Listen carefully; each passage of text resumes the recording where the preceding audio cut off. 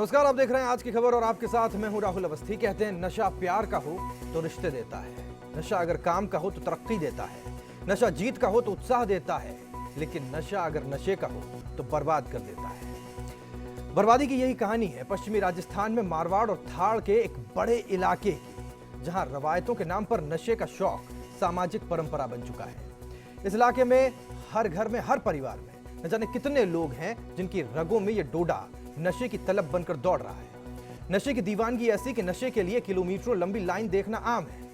कहना गलत नहीं है कि भले ही घर बिक जाए, जमीन बिक जाए, जायदाद मिट्टी में मिल जाए, चाहे शरीर बेजान ही क्यों ना हो जाए, लेकिन इनके लिए डोडा जरूरी है।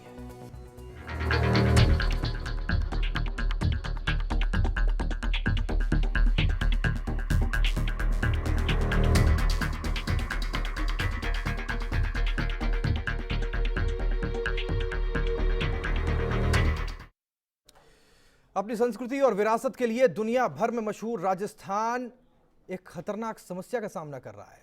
मेवाड़, हाड़ौती और मध्य प्रदेश के मालवा में उगने वाला डोडा पश्चिमी राजस्थान की एक बड़ी आबादी को निगलता जा रहा है और इस नशे के चक्कर में फंसे हुए कई लोग और कई जिले बर्बाद हो रहे हैं।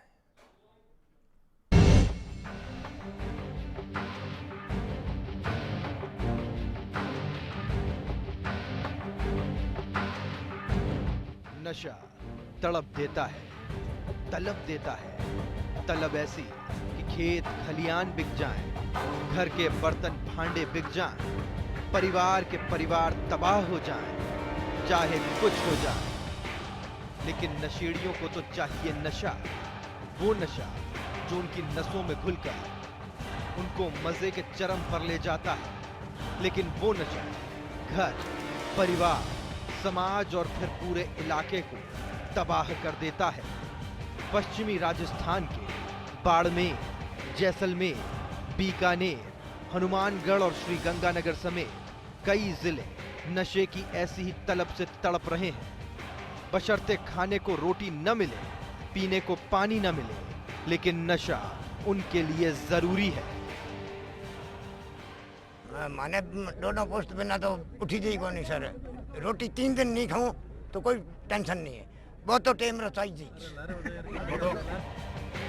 हाथों में 100-100 के नोट और दिल में बस एक तमन्ना कि डोडा पोस्ट मिल जाए, एक बार मिल जाए, थोड़ा सा ही सही लेकिन मिल जाए। लंबी लाइनें लगाकर खड़े ये लोग दूर दूर से आए हैं। नशे की लत यहाँ उम्र पर भारी है। क्या महिला, क्या पुरुष, सबको डोडा चाहिए। डोडा नहीं पियो तोड़न घनी होए, शरीर में बोली मिने खकड़ो लागे, हाँ निकले दम सड़े। डोडा पोस्ट या डोडे का नशा करने वालों की संख्या हजारों में नहीं, लाखों में है। पीढ़ी दर पीढ़ी, कई पीढ़ियां अफीम डोडे के नशे में बर्बाद हो गई, मगर नशेड़ियों की संख्या दिन दूनी रात चौगनी होती चली गई। राष्ट्रीय नीति के तहत नशेड़ियों की संख्या कम हो जानी चाहिए थी, लेकिन ये लगातार बढ़ती जा रही है। वक्त बदला, हालात बदले, मगर नहीं बदला पश्चिमी राजस्थान। ऐसे में सवाल ये, क्या नशे के इस दलदल से ये लोग निकलना नहीं चाहते, या कोई ऐसा है जो इन्हें इन्हीं हालात में रखना चाहता है? फर्स्ट इंडिया के लिए सहयोगी रविकांत शर्मा के साथ अशोक चौधरी। चाहे घर भारी क्यों ना बेचना पड़ जाए, लेकिन नशा जरूरी है। लेकिन ये हम सब के सामने एक बहुत बड़ा सवाल खड़ा कर रहा है कि आखिर नशे की जड़ से राजस्थान का ये इलाका बाहर आ पाएगा या फिर नहीं। ये बुनियादी और अहम सवाल है, और ये सवाल क्यों खड़ा हुआ, ये समझना बेहद जरूरी है।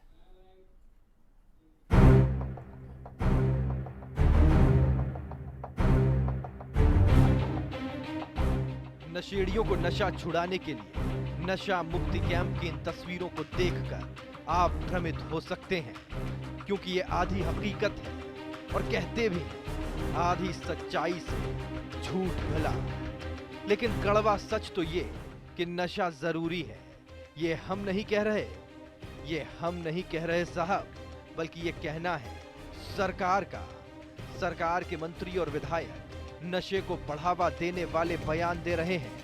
नेताजी कहते हैं कि जरूरी है कि लोगों को डोडा पोस्ट मिले, लेकिन आदतन जो 70 साल के हो गए, 80 साल के हो गए और वो ले रहे हैं, तो मेरी ये व्यवस्था है कि थोड़े दिन के लिए इसको एक्सटेंड करके डोडा लाए, ताकि इनकी क्या है कि ज़िंदगी उस पर आदतन हो जाएगी, धीमे धीमे हम इसको छुड़ा देंगे, एकदम नहीं छूट सकता, तो थोड़ा थोड़ा आना चाहिए। और कुछ हैबिचुअल जो बन चुके हैं, जो आदी बन चुके हैं, उन लोगों के लिए सरकार ने एक व्यवस्था की हुई है जो परमिट दे रहे हैं, निर्धारित मात्रा में उनको प्रत्येक माह उपलब्ध कराया जाता है। डोडा पोस्ट के ठेकों पर नशेड़ियों की लाइनें बताती हैं कि नशेड़ियों की संख्या हजारों में नहीं लाखों में है, लेकिन गौर से देखिए कि ये सिर्फ नशेड़ी ही नहीं है बल्कि वोटर भी है। वो वोटर जो नेताजी की तकदीर बना भी सकते हैं और बिगाड़ भी। नेताजी के बयान के पीछे का मकसद समझना बिल्कुल मुश्किल नहीं, लेकिन मजेदार बात देखिए कि एक दूसरे को गरियाने वाले सत्ता पक्ष और विपक्ष के तमाम नेता इस बात पर एक है कि लोगों के लिए डोडा जरूरी है।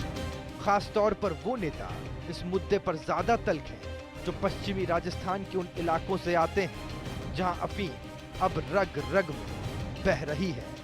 देखिए, आश्वस्त किया है माननीय मंत्री महोदय ने कि हम इस नवीनीकरण के लिए केंद्र सरकार को वापस लिख रहे हैं और इनके नवीनीकरण किए जाएं, ऐसी हमारी मंशा है। एक बार 5 साल के लिए इनको और बढ़ाया जाइए। देखिए, केंद्र की सरकार और राजस्थान की सरकार दोनों ही चाहती है कि डोडा पोस्ट समाप्त होना चाहिए, लेकिन ज़मीनी सच्चाई के आधार बात की है कि आज जो एडिक्ट हो चुके हैं, अभी हम बीकानेर में गए थे और बीकानेर में गाँव में गए तो जाकर के लोगों ने जो फिजिकल स्थिति देखी और कई जगह तो पुलिस वालों ने कहा कि आज स्थिति है, एडिक्शन इतना है इनका कि इनको ला करके हमें देनी पड़ती है इनको रखने के बजाय।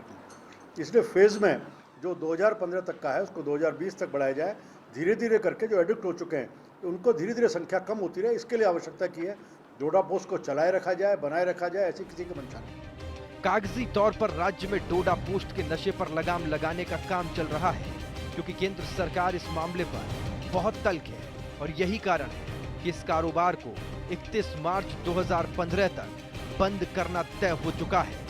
मगर नशे के शौकीनों की तकलीफ को देखते हुए इस कारोबार की अवधि को 5 साल और बढ़ाने के लिए केंद्र सरकार से बातचीत की जा रही है। ये बयान खुद चिकित्सा एवं स्वास्थ्य मंत्री राजेंद्र राठौड़ ने विधानसभा में दिया है। और अशोक चौधरी मेरे सहयोगी जुड़ गए मेरे साथ, सीधे उनका रुख करते हैं, जानकारी उनसे लेते हैं। अशोक, इतना बड़ा मुद्दा है ये कि विधानसभा संसद से ये कहे कि इसको जारी रखा जाए क्योंकि ये हमारे लिए ज़रूरत है। क्या कहना ये गलत है कि जो एडिक्टेड हैं, जो लोग नशे के आदी हैं, वो वोटर ज़्यादा हैं?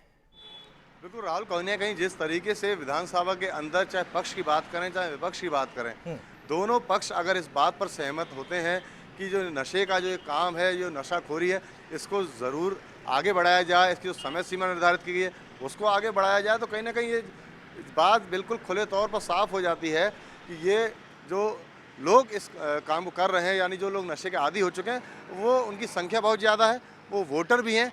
और एक राजनीतिक के लिए कम से कम अपने वोटर को नाराज़ करना आसान नहीं होता है राहुल, तो कहीं ना कहीं ये बहुत ज़्यादा अहम हो जाता है। और यही वजह है कि ज़्यादातर राजनीतिक, चाहे पक्ष के हों चाहे विपक्ष के हों, वो ये जो डोडा का जो नशा है, यानी डोडा पोस्ट का नशा है, इसको समर्थन करते हुए नज़र आते हैं। और वो लोग खुले तौर पर ये कहते हैं कि ये जो समय सीमा केंद्र सरकार द्वारा निर्धारित की गई है 31 मार्च 2015 तक की, इसको बढ़ा करके 5 साल और एक्सटेंड कर दिया जाए, ताकि कम से कम ये जो सरकार का पूरा कार्यकाल है वो आसानी से निकल जाए और जो लोग डोडे के नशे के आदी हो चुके हैं वो कोई हंगामा ना काटें, कोई बवाल ना करें। क्योंकि राहुल, पश्चिमी राजस्थान की एक बहुत बड़ी हकीकत है कि वहाँ पर जो लोग इसके आदी हो चुके हैं वो बाकायदा अगर उन्हें डोडा ना दिया जाए तो रास्ता जाम कर देते हैं, आंदोलन कर देते हैं। उनके परिवार की महिलाएं खुद आकर के सड़क पर खड़ी हो जाती हैं।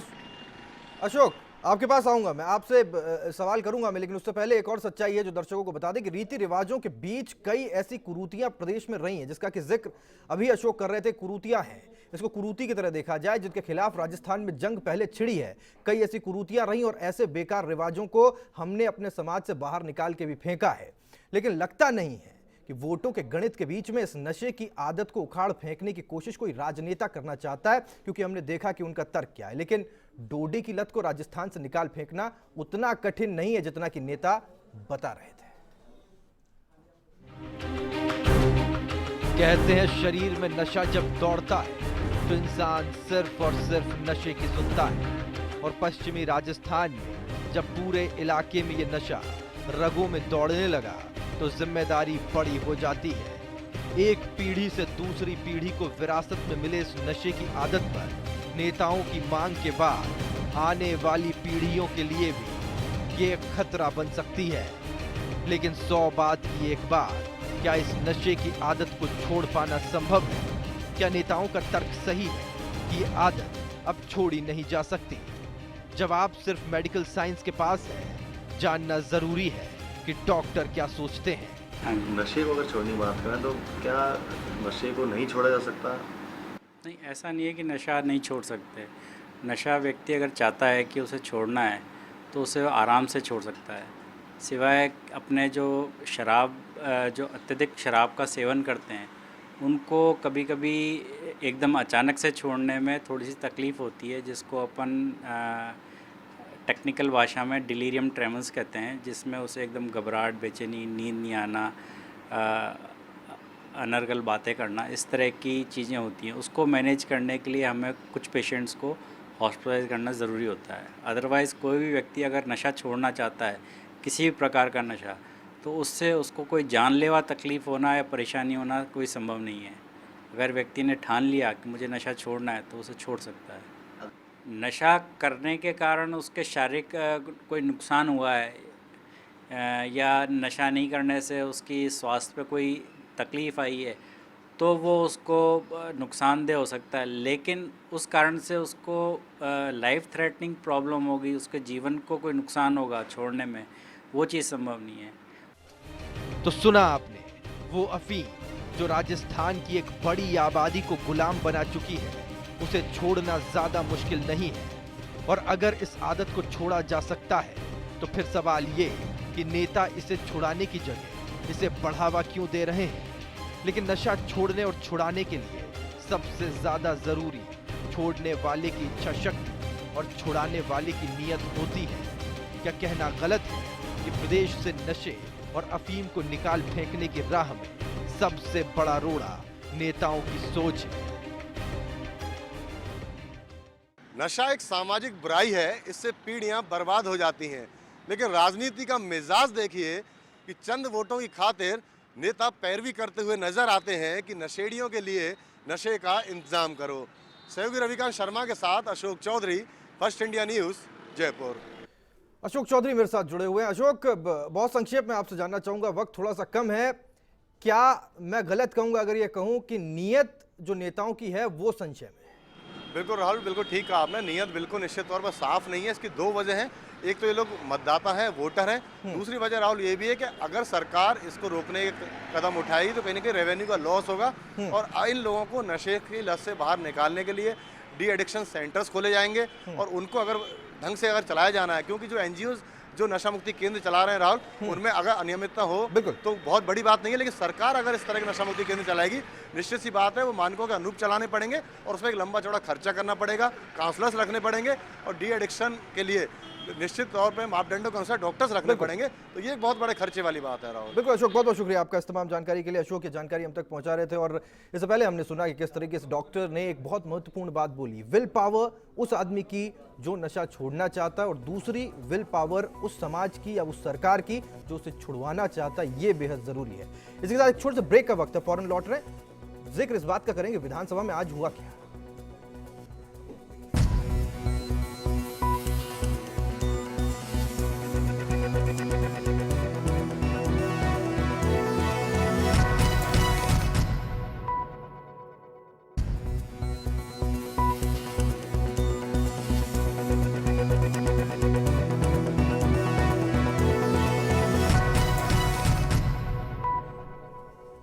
स्वागत है आपका ब्रेक के बाद में। बजट सत्र जारी है विधानसभा में और जारी है विरोध और हंगामे का दौर। कोई किसी से खफा है तो किसी को सवाल न रख पाने की तकलीफ है।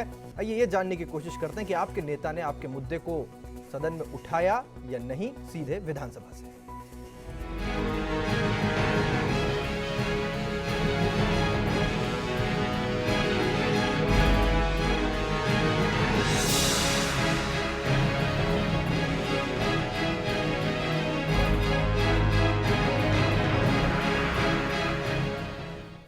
विधानसभा से आज इस बात का पता चला है कि घोटाला हुआ है। ग्राम पंचायतों में सोलर लाइट्स की खरीद में हुए घोटाले का मामला एक बार फिर से विधानसभा में गूंजा।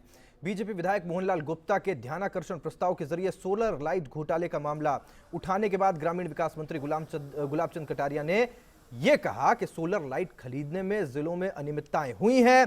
अब तक की जांच में कुल मिलाकर 11 करोड़ 29 लाख की अनियमितताएं सामने आई हैं। आगे जांच बढ़ेगी तो यह राशि बढ़ भी सकती है। सभी जिला परिषद सीईओस को 3 महीने में जांच रिपोर्ट भेजने के निर्देश दिए गए हैं। ये पिछली कांग्रेस सरकार में सोलर लाइटों की खरीद में घोटाला हुआ है और जिसमें मंत्री महोदय ने स्वयं ने स्वीकार किया है कि अभी केवल मात्र 1129 ग्राम पंचायतों की जांच हुई है, जिसमें 11.5 करोड़ का घोटाला सामने आया है। राजस्थान भर में 9000 से ज़्यादा ग्राम पंचायतें हैं, जिसमें कितने हजार करोड़ का घोटाला सामने आएगा इसका पता नहीं है। एक और बड़ा मामला था। जोधपुर में इंसानों को जानवरों के इंजेक्शन लगाने के मामले में इंजेक्शन बनाने वाली कंपनी को राजस्थान में ब्लैक लिस्टेड कर दिया गया है। गोविंद सिंह डोटासरा और दूसरे विधायकों के सवालों के जवाब देते हुए चिकित्सा मंत्री राजेंद्र राठौड़ ने कहा कि जोधपुर में जानवरों के इंजेक्शन लगाने के मामले में दोषी फार्मासिस्ट को निलंबित कर दिया गया, लेकिन बात आगे बढ़ गई और नरपत सिंह राजवी, प्रद्युमन सिंह ने भी अब तक की कार्रवाई पर सवाल उठाए। इसके बाद चिकित्सा मंत्री ने कदम आगे बढ़ाते हुए कंपनी को ब्लैक लिस्टेड करने की घोषणा कर दी। मिला मंत्री महोदय ने यह जवाब दिया कि जिस कंपाउंडर नर्स ने लगाया था उसको हमने सस्पेंड कर दिया। बिल्कुल गलत जवाब था। डॉक्टर की ड्यूटी होती है इंजेक्शन लगाना, कंपाउंडर नहीं लगा सकता, एएनएम नहीं लगा सकती। मंत्री महोदय ने इतने संवेदनशील मुद्दे के ऊपर बिल्कुल संवेदनहीनता दिखाई है। किसी तरह के कार्रवाई करने से बचते रहे। केवल मात्र एक जो कंपाउंडर राठौड़ है उसको ट्रांसफर किया गया है। ये केवल मात्र इतनी कार्रवाई पर्याप्त नहीं है। वहीं सरकार ने विधानसभा में माना है कि महंगाई बढ़ने का एकमात्र कारण जमाखोरी नहीं है। किरोड़ीलाल मीणा और हनुमान बेनीवाल के सवाल का जवाब देते हुए खाद्य मंत्री हेम सिंह भड़ाना ने कहा कि राज्य सरकार माल अधिनियम में किसी वस्तु को तभी शामिल करती है जब उसकी कीमतें बेतहाशा बढ़ जाएं। वजह यह है कि आलू, प्याज, कारें अभी शामिल नहीं की गई हैं। अभी राज्य में किसी भी वस्तु पर यह महत्वपूर्ण बात है कि स्टॉक सीमा लागू ही नहीं है। राज्य में महंगाई नियंत्रण के लिए 4 सदस्यीय कमेटी बनी हुई है। महंगाई नियंत्रण पर नरेंद्र मोदी की कमेटी की सिफारिशों को लागू करने के बेनीवाल के सवाल पर भड़ाना ने कहा कि मोदी कमेटी की सिफारिशों को लागू करने का काम केंद्र सरकार का है। मंत्री के जवाब पर निर्दलीय माणिक चंद सुराणा ने सवाल उठा दिया और पूछा कि अगर स्टॉक सीमा किसी चीज पर लागू ही नहीं है तो फिर आप कैसे किसी को जमाखोर कह सकते हो। महंगाई को लेकर भी सरकार ने गोलमोल जवाब दिया है। आपको पता है पिछले सत्र में माल अधिनियम लाए थे। माल अधिनियम 2014 वो इसलिए लाए थे कि जिस भी एसेंशियल कमोडिटीज़ का कीमत बढ़ती है, बेतहाशा कीमत बढ़ती हुई एसेंशियल कमोडिटीज़ में उस एक्ट को लागू करेंगे। लेकिन उस एक्ट को मैंने अभी सवाल किया, लागू नहीं कर रहे, ना स्टॉक सीमा लागू कर रहे। जब आप स्टॉक सीमा लागू नहीं करेंगे तो महंगाई कैसे रुकेगी। इसलिए न तो स्टॉक सीमा लागू करना चाहते, ना माल अधिनियम एक्ट जो पहले सत्र में पारित किया था उसको लागू करना नहीं चाहते। महंगाई जो की त्यों है, महंगाई बराबर बढ़ रही है। वहीं कोटा संभाग में सोयाबीन बीज की कालाबाजारी और घटिया बीज बांटने से अंकुरण नहीं होने के मामले में सत्ता पक्ष के विधायकों ने ही सवाल यहां पर खड़े कर दिए। शून्यकाल में बीजेपी विधायक भवानी सिंह राजावत, विद्याशंकर नंदवाना और चंद्रकांता मेघवाल ने मामला उठाया। राजावत ने कहा कि किसानों को सोयाबीन का बीज नहीं मिला और इस वजह से हाड़ौती का किसान बर्बादी के कगार पर खड़ा हुआ है। जो किसानों को प्रति बैग के हिसाब से बीज उपलब्ध कराया गया, वो बीज अंकुरण में सही नहीं निकला, जिसके कारण से कोटा, बूंदी, बारा और झालावाड़ के किसान अपने आप को ठगा हुआ महसूस कर रहे हैं। जो हम लोगों ने NCCF जो भारत सरकार का उपक्रम है उसके माध्यम से JS 9560 का बीज हम लोगों ने खरीदा था और उस बीज में जांच करने पे ये पाया गया है कि उसमें जब 60% से कम उसमें जर्मिनेशन की मात्रा मिली है। इसलिए हम लोगों ने उसके बीज को वितरण पे रोक लगा दी है। रोक लगाने के बाद जो बीज बचा उसको सरकार अपने कब्जे में लेगी और जिन किसानों को नुकसान हुआ उनका 3 दिवस में मैंने अधिकारियों को डायरेक्शन दिए गए हैं कि किन किन के खेतों पे जर्मिनेशन हुआ, कितना कम हुआ, यदि इस प्रकार की पाया जाता है तो निश्चित रूप से परचेजिंग पे उसमें हम लोग निश्चित रूप से जांच करवाएंगे। और गोवर्धन चौधरी मेरे सहयोगी जुड़ गए मेरे साथ, जानकारी जरा उनसे लेते हैं। गोवर्धन, आज सोयाबीन पर बात हुई, जमाखोरी पर बात हो गई, जोधपुर में जो इंजेक्शंस थे जानवरों वाले उस पर बात हो गई, सोलर लाइट पर बात हो गई, और एक खास बात था दिया कुमारी को लेकर, ब्रांड एम्बेसडर उनके होने को लेकर आज विवाद इसे लेकर के भी हुआ। बिल्कुल, आज वैसे साधारण तौर से देखा जाए तो हमेशा सदन में जो हंगामे की स्थिति बनी रहती है, आज शांतिपूर्वक सदन चला, विधानसभा की कार्रवाई शांतिपूर्वक चली और कई अहम मुद्दे भी प्रश्नकाल से लेकर बजट अनुदान मांगों की बहस के दौरान सुनने को मिले। एक घनश्याम तिवाड़ी ने एक बहुत महत्वपूर्ण सवाल आज शून्यकाल में उठाया, हालांकि वो पहले से लिस्टेड नहीं था, लेकिन बीच में जब याचिकाओं का सदन में उपस्थापन होता है, मतलब कि विधायक जनता की मांगों को लेकर के याचिका समिति के जरिए कुछ मांगे रखते हैं, उसको लेकर घनश्याम तिवाड़ी ने सवाल उठाया कि जनता लोकतंत्र में याचना कैसे कर सकती है, और याचिका का जो नाम है वो बदल करके आग्रह, अनुरोध या मांग रख देना चाहिए, क्योंकि लोकतंत्र में जनता अगर नेताओं से याचिका करे तो ये शब्द शोभा नहीं देता। और अध्यक्ष ने घनश्याम तिवाड़ी के इस आक्षेप को, इस आपत्ति को मान लिया और अब जो सदन की याचिका समिति है उसका जल्दी नाम बदल करके आग्रह अनुरोध समिति कर दिया जाएगा। ये एक बड़ी बात आज जनता के लिहाज से देखने को मिली। घनश्याम तिवाड़ी ने ये मामला उठाया। जी गोवर्धन, बहुत बहुत शुक्रिया आपका इस तमाम जानकारी के लिए। गोवर्धन चौधरी मेरे सहयोगी जानकारी हम तक पहुंचा रहे थे। आज विधानसभा का दिन कैसा रहा, सबसे खास बात, सबसे अहम बात यह कि तमाम मुद्दे थे जिन पर कि आज बहस होती हुई दिखाई दी, लेकिन अब तक जिस तरह से परेशानी हंगामे को लेकर विधानसभा में देखने को मिली वो आज कहीं नहीं थी। और चलिए इसी के साथ आज की खबर में आज बस इतना ही, लेकिन ये खास बात है और इसी के साथ मैं छोड़कर जाना चाहता हूं। आज चंद्रशेखर आजाद और लोकमान्य बाल गंगाधर तिलक की जयंती है। मुझे याद है कि चंद्रशेखर आजाद के बारे में मैंने और मेरे जैसे सभी ने 4th क्लास में पढ़ाई की थी और बाल गंगाधर तिलक के बारे में 6ठी क्लास में मुझे ज्ञान मिला था, जानकारी मिली थी। लेकिन आज जब विधायकों से पूछा गया इस बारे में तो ऐसा लगा कि शायद 4थी और 6ठी की किताबें बेकार हो गई। इजाजत दें, नमस्कार। ये सुनिए। किस प्रकार से मौत हुई थी, कुछ जानकारी है आपको? है? इनकी मौत कैसे हुई थी, शहादत कैसे हुई थी? जानकारी पूरी याद नहीं है। गंगाधर तिलक और चंद्रशेखर आजाद के बारे में आप कुछ जानते हैं, किस प्रकार से उनकी शहादत? हाँ, नहीं बिल्कुल जानता हूँ। अंग्रेजों से लड़ते हुए इन लोगों ने हिंदुस्तान को आज़ाद कराने के लिए प्राण दिए और निश्चित रूप से अगर इस तरह की धरोहर यहाँ पर पढ़ाई जाती है तो हम उसको स्वागत करेंगे। मौत कैसे हुई थी? हाँ, बाल गंगाधर तिलक जब अंग्रेजों के सामने लड़े थे लाठी उनके सिर पर लगी थी, उनकी मौत हो गई थी।